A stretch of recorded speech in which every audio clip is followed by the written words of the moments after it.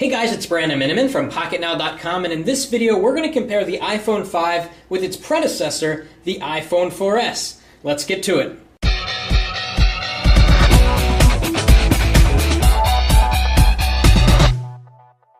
Okay, so lots to talk about here, and we're going to start with hardware. We're going to talk about specs, screen, speed of the device, how fast they are browsing the web, and also battery life. So let's talk about hardware first.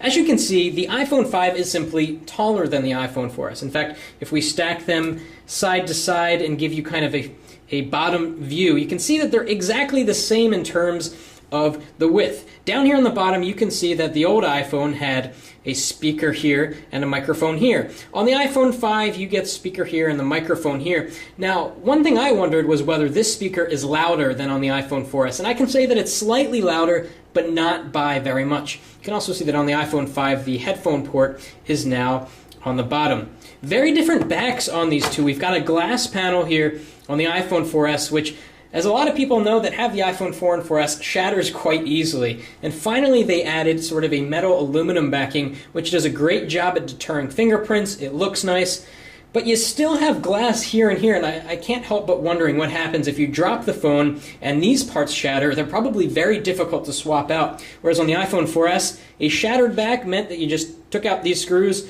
slid in another cover, and you were good to go. Something else I want to point out back here is that the iPhone 5 has a sapphire crystal lens cover. What does that mean? Well, it means that it's much more difficult, if not impossible, to scratch the lens, which is very important. Not too long ago, I cracked the back here and I had to get a replacement. And when I swapped the old back, which included a glass lens cover, with the new back, the quality of my photos improved because, as I then discovered, my lens was scratched. And so that's a big problem. If you scratch your lens 6 months into owning an iPhone, your pictures are going to come out worse. So Apple got smart and they put a much harder material here on the lens cover. We also have a microphone here which will help with audio coming from the back of the phone and make HD video a lot better. We've got the same resolution camera here, very similar camera system, but we've got some new software and some small tweaks to the iPhone 5 cameras to hopefully help in low light performance. And we're going to have comparisons on photo and video quality in the final review on PocketNow.com. Going over to the side here, we can see that the iPhone 5 is essentially how thick the iPhone 4S would be if you remove the top and the bottom glass panels and you just had the metal band. It's essentially just a metal band. And Apple polished the edge of it to give it a really nice look. And as you can see here, the micro SIM slot has gone to a nano SIM slot, and you can actually cut a micro SIM to a nano SIM shape in case you're wondering if you're on a prepaid plan or if you're getting an unlocked iPhone and you want to use your existing SIM card. You can do that if you just cut your micro SIM to a regular SIM. Up on the top, not much has changed here except there's no microphone here. There's a microphone somewhere else, and there's no 3.5mm headphone jack. Over on the side, again, not much has changed. On the iPhone 5, this is really a minor detail. The silent toggle switch has moved up about 1 millimeter, just to kind of stretch out a little bit. And beyond that, we still have the bands, although these bands are now color specific to whether you have the black phone or the white phone. Obviously they're white because this is the white iPhone 5. Now let's talk about specs with both of these. We've got a dual-core 800 megahertz or so processor on the Apple iPhone 4S, and on the Apple iPhone 5 we've got a 1 gigahertz dual-core processor with a smaller manufacturing process, which means that it should be more power efficient, and definitely it is smaller. And that's very important because Apple fit a lot of radios into this really small form factor, which actually feels, it's really hard to describe, it actually feels smaller than the iPhone 4S, even though it's taller. Now let's talk about other specs. The screen resolution has changed. 960 down by 640 across on the iPhone 4S. That was never a standard resolution. They didn't adhere to 720p or anything like that. And they didn't adhere to 720p with the iPhone 5. We've got a really weird 1166 resolution, or 1136 resolution, again a really weird number that's hard to remember, by that same 640. So as we're going to see in a few minutes, there are apps that really don't work to the full screen size. So you get a lot of apps that kind of hover in the middle of the screen, which really isn't that big of a deal, and apps will be updated in the near future to take advantage of the higher screen res. Now, Apple claims that this screen is the best screen on the market, that has better color saturation. Is that the truth? Well, let's see. So we're going to unlock, and both of these devices have nothing running, as you can see. So we're going to do some speed tests, but first, a note on the quality of the screens. And in the unboxing, I showed you the Photos icon. So here it is on the iPhone 5, and then look at it on the iPhone 4S up here. As you can see, the yellows are a little bit more yellow, the green's a little bit more green, the blue's a little bit more blue. There's no question that the iPhone 5 has better color saturation than the iPhone 4S. In fact, let's open up Google Images, and we'll open up a high-res image, and we'll compare something more real-life side to side. By the way, what you're seeing now is a white screen. These are both on middle screen brightness, and they're on automatic screen brightness, so technically they should be about the same brightness level. What I'm actually noticing is that the screen on the iPhone 5 is a little bit more gray. I'd say it's a little bit more warm than the iPhone 4S, and that's kind of funny because the 4S was warmer than the iPhone 4, which was a very cold display. Okay, so we're going to bring up a common image here. Okay, so I just did a Google Images search for beach. I want to zoom in on the screens a little bit. And one thing that you can see with the iPhone 5 is that because the screen is larger, you get to see more on-screen elements. So whereas before on the iPhone 4S you had to scroll down to see the pagination, now it's all in one frame. So let's click on the same image here, and maybe we'll get a high-res version, maybe not. We'll click full-size image here. Okay, that's good. So let's zoom in a little bit. And definitely, the color temperature on the iPhone 5 is far warmer. In fact, look at the sand. It looks like actual sand. Over here, it kind of looks a little bit more white. Maybe this is a Caribbean scene where the sand is actually white, but it just seems like the color saturation is better. The sky here is kind of a turquoise-ish blue. Here it's more of a deep blue. And let's go back and click on a different image. Let's go to this one with the palm tree. That's nice. Get some green in there. We're going to go into landscape on both of these so we get that full screen view. Interestingly, the iPhone 5 is really taking its time on this particular image. We're going to do web browsing speed tests in a moment, but right there it kind of failed. So here's what it looks like. Here's what a palm tree looks like. We can zoom in and see kind of the different details in the leaves. And again, very different color saturation here, a lot darker here on the iPhone 5. Some may prefer the cooler temperature of the iPhone 4S, and some might like the warmer tone of the iPhone 5, which is probably a little bit more true to life. Okay, now let's see which of these devices is faster. Obviously the iPhone 5 is going to be faster, but let's see to what degree. We're going to open up Facebook at the exact same time, which actually was faster on the 4S, which has been optimized, by the way, to fill the entire screen, unlike some of the other apps that you're going to see. Now, Apple has encouraged developers to take advantage of the taller screen by adding more stuff instead of just by making the screen longer. As you can see, Facebook didn't follow that, and they just sort of made the screen longer, which I guess works well in an app like that. Let's jump back to the home screen. Okay, let's launch the camera now. Okay, significantly faster on the iPhone 5, and you can see that Apple took better advantage of the screen space by making the shutter button kind of the same size as you would get here on the same size as the home button, which is interesting. A lot of people now are using the plus button, the camera plus button, to take the photo, but it's nice that for those that like to use the on-screen controls, it's a little bit bigger in the iPhone 5. Okay, now let's test Siri. What's the weather going to be tomorrow? iPhone 4S is ahead. Don't forget your raincoat. Okay, the iPhone 5 sprung ahead a little bit faster. Let's do something else with Siri. What's 4 times 3 divided by 3?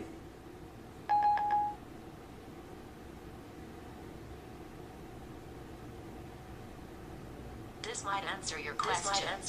Okay, so the iPhone 5 coming out slightly ahead, although interestingly the iPhone 4S converted it faster, but the 5 answered the question just a little bit faster. So let's continue opening up stuff. So we're going to open up settings here. A little bit faster on the 5, but really barely. Let's open up a third-party app, New York Times app. We'll open up Newsstand. And by the way, folders. Open up slightly slightly faster on the iPhone 5, but they still haven't changed that, and that's kind of unfortunate. And Android folders open just so fast, it's awesome. In iOS, it's always been that little slowness. So we're going to tap on New York Times here, have it open. This has been optimized for the full screen size. This opened a lot quicker than the iPhone 4S. Okay, let's open speedtest.net. It's another third-party app. Hasn't been updated for the taller display, as you're going to see in a sec.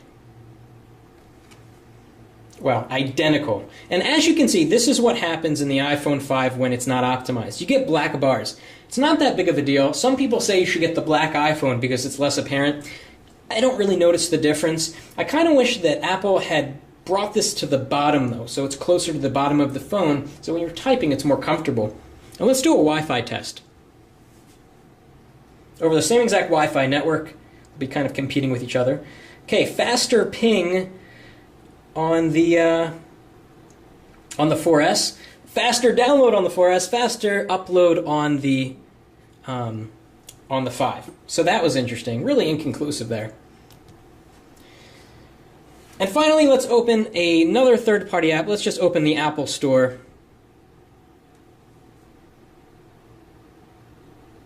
You know, Apple should tell their own developers to optimize for the new iPhone 5s, because this is not yet, and it's the most up-to-date. Okay, now let's do the all-important web browsing speed test. We'll launch Safari, see which opens faster. About the same there. We're going to go into Favorites. Favorites opened about the same. We're going to go to Pocket Now. And iPhone 5 got there a little bit faster, not by much. Scroll to the bottom, go to the desktop site here.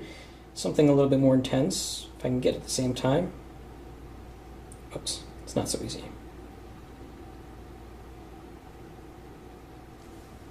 Okay, a little bit uneven there. We'll try it again in a sec. Okay, so the iPhone 5 is already done there. We'll zoom in, very smooth. The text clears up almost instantly, although it does kind of likewise here on the iPhone 4S. We'll click on this image, go to the next page. iPhone 5 finished. iPhone 5 just has incredible web browsing performance. I can't wait to see how it stacks up against the Galaxy S3. Let's see how long it takes this video to load. It's a YouTube video.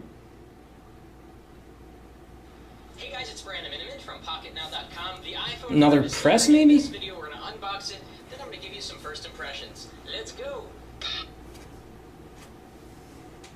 Okay, let's go to another website now. Let's go to The Verge. And here's another example of where the iPhone 5's taller screen is great. You can see a lot more of your favorites. Okay, let's go to The Verge. A little bit faster out of the gate there with the iPhone 5. Okay, let's move down the page. Let's load their desktop site. Very image heavy. Okay, they're off at the exact same time. The iPhone 5 won. The iPhone 5 outperforms the iPhone 4S in web browsing. There's no question about it. Kind of move around on the page. Let's just click one more link for good measure. Then we'll jump into a little bit of gaming. Okay, iPhone 5, and it's oddly loading a video. Okay, that's great. Oh, there we go. Kind of far behind there. Let's go back to the home screen. All right, let's do a comparison with gaming. We've got Shadowgun here. It's a high FPS game, pretty intense. Let's see which launches it first of all, and then we'll play it a little bit.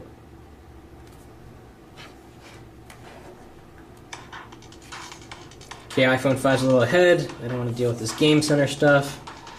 Yes, sign out. And as you can see, Shadowgun has not been optimized for the higher res display. So we're going to play it just as if it were an iPhone 4S, which I guess was good because it's keeping the playing field a little bit more equal here. So we're going to hit play at the same time. That was exactly the same, and Shadowgun original game. Keep it easy. Alright, iPhone 5 slightly ahead there, but barely. Loading. Let's see if we can tell the difference in graphics.